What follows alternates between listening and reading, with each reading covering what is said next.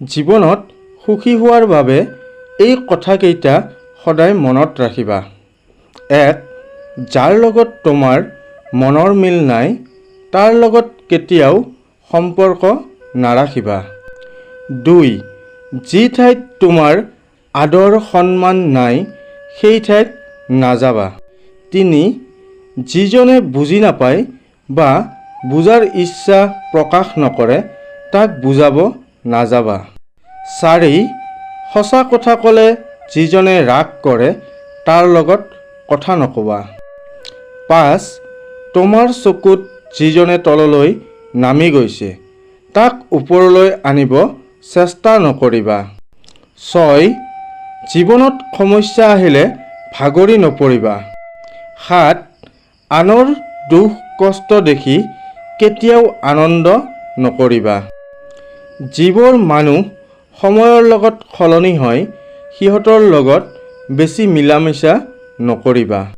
মানুহে প্ৰাৰ্থনা কৰাৰ সময়ত ভাবে ওপৰত থকাজনে সকলো দেখি আছে, কিন্তু পাপ কৰাৰ সময়ত সকলো পাহৰি যায়।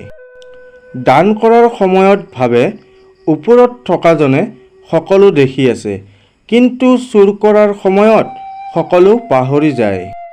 ভগৱানক প্ৰাৰ্থনা কৰাৰ সময়ত ভাবে সকলোৰে মাজত ভগৱান আছে, কিন্তু কাৰোবাক আঘাত কৰাৰ সময়ত সেইটো পাহৰি যায়। ইমানখিনিৰ পিছতো মানুহে নিজকে বুদ্ধিমান বুলি ভাবে। চুপচাপ সকলো কথা মানি ল'লে তুমি সকলোৰে বাবে ভাল, আৰু মানি ল'ব নোৱাৰিলে বহুতৰে বাবে তুমি বেয়া। উপকাৰ এটা অদ্ভুত বস্তু, কৰিলে পাহৰি যায় আৰু নকৰিলে মনত ৰাখে।